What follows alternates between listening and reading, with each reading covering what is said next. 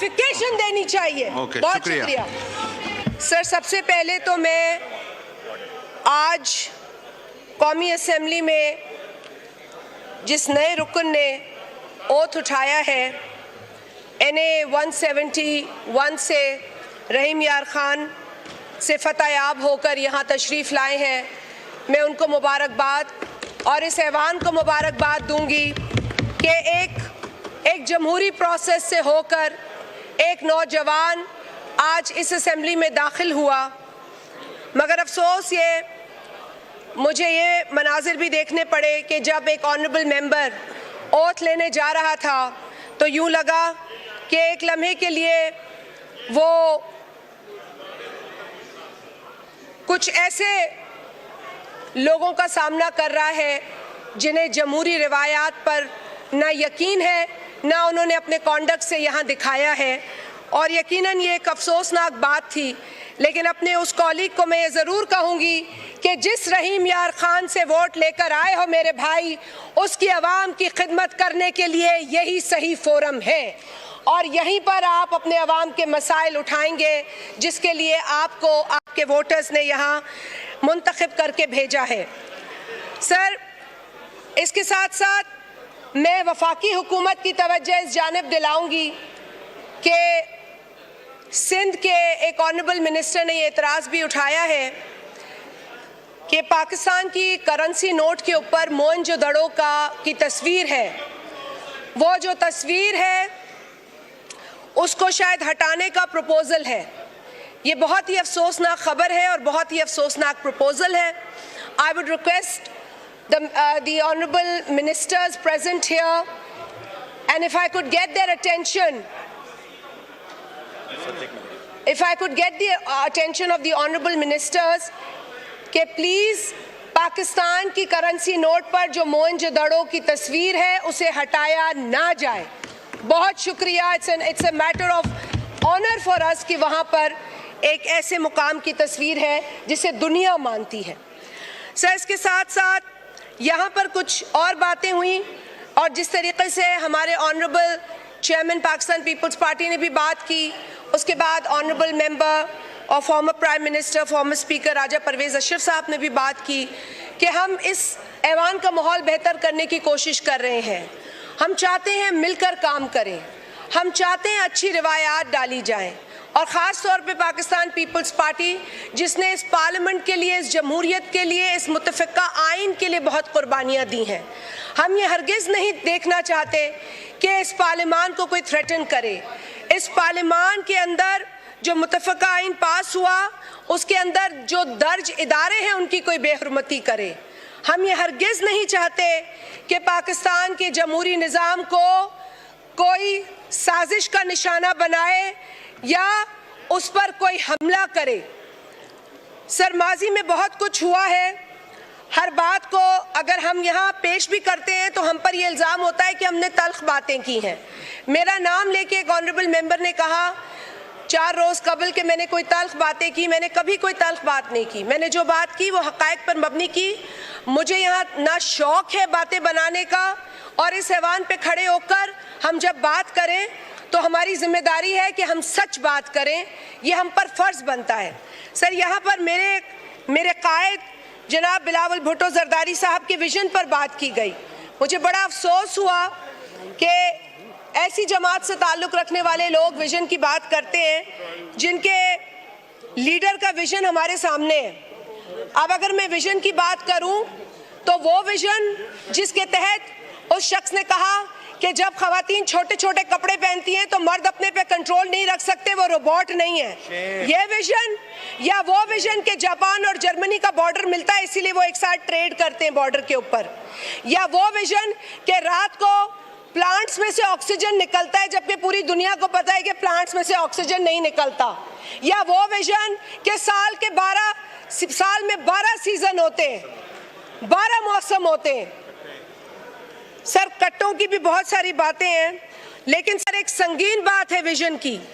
वो विज़न कि जब हज़ारा कम्युनिटी के 11 लोग शहीद हुए क्वेटा में और जनवरी 2021 में उस शख्स ने कहा जब उस कम्युनिटी के लोगों ने डिमांड की कि मुल्क का वजीर आजम हमारे पास इज़हार यकजहती के लिए आए, तो उसने कहा मैं ब्लैकमेल नहीं होता। यह है विजन। आप इस विजन की बात कर रहे थे, या आप इस विजन की बात कर रहे थे जब उस शख्स ने एक सरगोदा के जलसे में खड़े होकर एक खातून पॉलिटिशियन के लिए नाम लेकर कहा कि मैं तुम्हारे लिए बात करूंगा तो तुम्हारे शौहर को कुछ होगा। अगर इस तरह का छिछोरा अंदाज विजन है तो आई condemn this vision, I strongly condemn this vision. Sir, हमें आप विजन की बात करते हैं और बगल में बैठे पार्टी बदलने वाले को मिसाल के तौर पर पेश करते हैं। सर, हमें तो ये मिसाल देनी चाहिए कि जिस पार्टी में हो उसी में मरो, उसी का साथ निभाओ, उसी के साथ लॉयल रहो। पार्टी खेलने वाले को इनकरेज मत करो। अगर कोई पार्टी बदलता है तो उसे कहो जिसमें हो इसी में रहो। और साथ ही इनकी रुदाद में सुन चुकी हूँ। और आप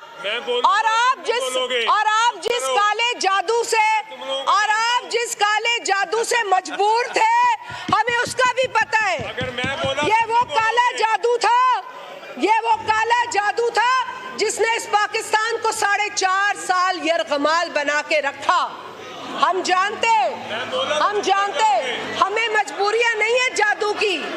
अल्लाह का शुक्र है, हमें खुदा पर, अल्लाह के रसूल पर ईमान है। हम इस जादू पे यकीन नहीं रखते। तौबा नऊज़ बिल्लाह। हमने गोश्त की कहानियां भी सुनी है, तो अब ना जाएं उस तरफ, लेकिन आप लोग तौबा करें, अच्छा होगा।